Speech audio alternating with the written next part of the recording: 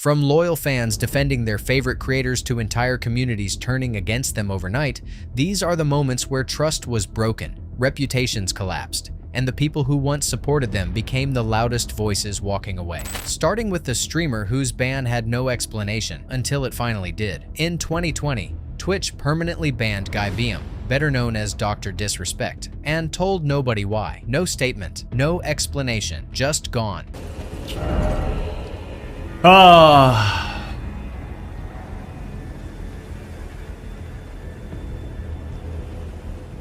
His fans filled the silence with theories. Many believed he had been wronged. He leaned into that narrative, rebuilding on YouTube and Rumble, framing himself as a man the industry had tried to silence. Thousands followed him there, loyal to the character, loyal to the idea that he had been treated unfairly. Then the documents came out. In 2023 and into 2024, leaked court records, and his own admissions revealed he had sent inappropriate messages to a minor on Twitch, a real person, a user, under 18. The ban suddenly made sense, and everything he had built his comeback around collapsed under it. The fans who defended him felt the betrayal most. Forums turned hostile, fan art disappeared, and comments filled with regret. Supporters called him disgusting and left. By 2025, sponsorships vanished, and the gaming community moved on. A small loyal group remained, but his audience was gone, and trust irreparably broken. Dr. Disrespect lost his fans when the truth finally came out. But the next streamer didn't hide anything. He admitted it himself, and it made things even worse. My bank account got locked. Temporarily locked. Don't have access to my money, sadly. Because the UK banks, but whatever. I was wondering if I asked if I could borrow money and I'd pay you back. Now, I'd even give you extra. Sliker built his audience on relatability. He talked openly about debt and gambling, and viewers connected with that honesty. It made what came next feel like a direct betrayal. I'm not lying. Please, on my mum's life. I understand. I'm not lying. I am not lying. I'm confident I'm not lying. I promise to God, I'll have you month by month. You ask me, 15th of next month? Here you go. 15th of month? Here you go. Here you go. On my mum's life. Do you think I'm joking, bro? On my mum's life, I'm not, bro. On my mum's life, I'm not. In 2023, he confessed on stream to scamming fans out of tens of thousands of dollars. Fake giveaways, chargeback fraud, money taken from people who trusted him, including collaborators who had worked alongside him directly. The reaction was immediate and severe. Mass unsubscribes, doxing attempts, calls for permanent platform bans. The very openness he had used to build trust made the deception feel worse. Fans hadn't just watched his content, they had believed in him. Even after partial refunds and public apologies, forgiveness was rare. His viewership collapsed, dropping over 90%. Hate raids continued into 2025. The community he had spent years building didn't just shrink, it turned. Sliker's fans turned on him after being directly lied to. But not every backlash starts with a scam. Sometimes it starts with something much smaller. Not every backlash involves a crime. Sometimes it is a product launch. When people are like, oh my god, $28 for cookies? It's 4 bags.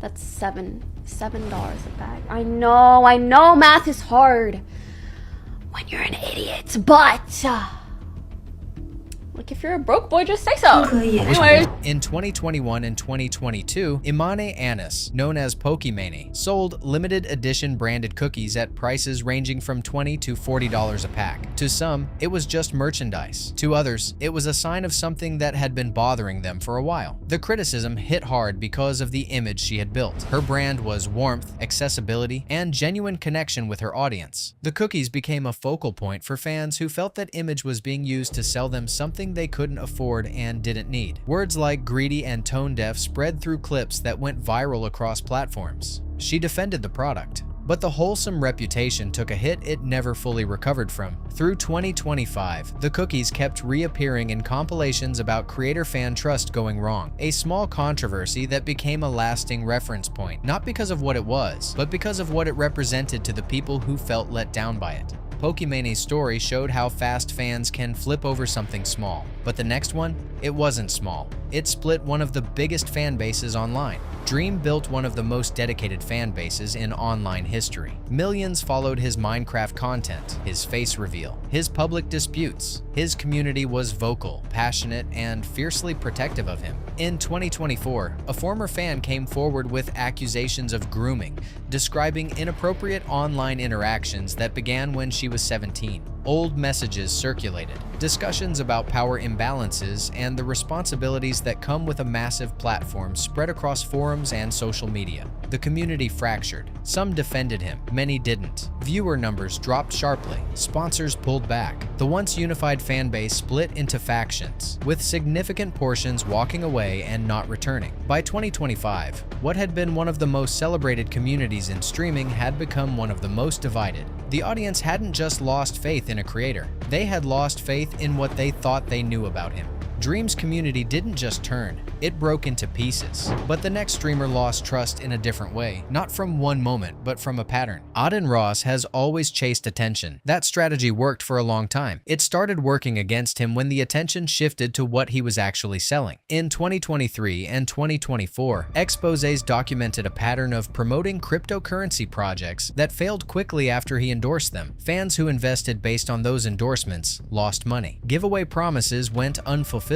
The energy that had made his streams exciting started reading as something else entirely to the people who felt burned by it. The word used most often in comment sections was grifter. Sub numbers on Kick dropped. Viral backlash spread across platforms. The audience that had celebrated his chaos began questioning whether the chaos had always been cover for something more deliberate. The hype persona that had built his career became the thing people pointed to when describing how they had been misled. Auden Ross made fans question what they were being sold. But the next case hit even deeper. Because it wasn't about money first, it was about sympathy. Zillion OP told his community he had suffered a spinal injury. He talked about paralysis, about limitation, about a life changed by something beyond his control. Fans donated. Thousands of dollars moved in his direction from people who wanted to help someone they genuinely cared about. Maybe I don't want to follow you. You hurt my feelings. I'm back. Then undercover footage appeared, showing him walking normally off stream. It's easily out geared. Our dog, oh my god, we took our dog, like to the fish shop today because the dog loves just like going out and meeting new people. We constantly have to. Twitch banned him permanently. The community that had supported him turned to something closer to rage, doxing, mockery, a sustained hostility that continued years after the original exposure. The money could not be fully returned. The trust could not be repaired at all. For the fans who had given out of genuine compassion, the betrayal wasn't just financial. It was personal in a way that stayed with them long after the clips stopped circulating. Zillion OP lost everything when people realized the story wasn't real. But the next backlash came from something much smaller, and still changed how fans saw him. In October 2025, clips surfaced showing Hassan Piker using a shock collar on his dog Kaya for moving off a designated spot. The internet noticed immediately. A commemorative mug I got from England. Commemorative mug I got from England specifically for. The specific sting of this one came from who Hassan is. His entire platform is built on ethics, progressive values, and holding public figures accountable for the gap between what they say and what they do. When fans who shared those values watched the clips, many felt something shift. Defenses came quickly, training tools, context, misrepresentation. But for a section of his audience, the explanations didn't land. Viewer numbers dipped, sponsors looked closely. The debate that followed was heated and ongoing, with many feeling that the values he built his name on were harder to take seriously after what they had seen. For a streamer whose entire identity rested on consistency between belief and behavior, that perception carried real weight. Hassan's situation showed how quickly fans notice when actions don't match words. But the next streamer didn't hide what he was doing, and that's exactly why people turned. Go! Where we at?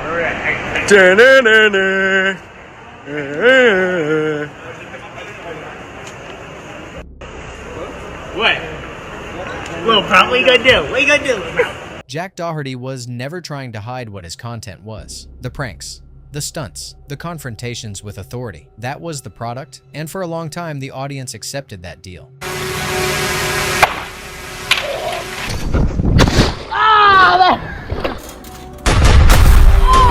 But there is a distance between watching someone be reckless and watching someone get genuinely hurt, or learning that the people working alongside them were being treated badly behind the scenes. All right, guys, I just totaled my McLaren. It is completely cooked right now. I don't know what to do. Look, all the parts are right here. I got my Tesla picking me up. As arrests followed in 2025, and accounts from collaborators described exploitation and entitlement off camera, the audience that had laughed at the chaos started asking different questions. Calls for deplatforming grew louder. Core support eroded. His viewership shifted from genuine fans to hate watchers, which is a different thing entirely. The stunts kept happening, but the relationship between Daugherty and the people who once genuinely liked him had quietly ended, replaced by something colder and harder to come back from. Jack Daugherty's audience slowly stopped supporting him, but the next story is different. This wasn't sudden, it was years of fans losing trust piece by piece. Paul Danino, known online as Ice Poseidon, built his career on IRL streaming and an unpredictable community he called the CX Network. For a period, that community was genuinely passionate. They followed him across platforms, funded projects, and treated the chaos of his streams as something worth investing in. That investment became the problem. In the early 2020s, investigators like CoffeeZilla exposed a pattern of fan-funded failures, collapsed crypto promotions, undelivered giveaways, and a project that raised over $500,000 before vanishing. The money came from real supporters who believed in something unreal. Platform bans followed, shrinking his audience each time. By 2024 and 2025, the CX network had largely emptied. Some stayed to mock, most left entirely. What made it different was the duration. This wasn't a single mistake, but a years-long cycle fans witnessed and funded, hoping for change. For many, the real frustration wasn't just financial loss, but realizing how long they kept believing. Audiences invest time, money, and emotion in creators. When that trust is broken, the fallout is loud and lasting. These stories show what happens next. If you want more deep dives like this, subscribe. There's plenty more ahead.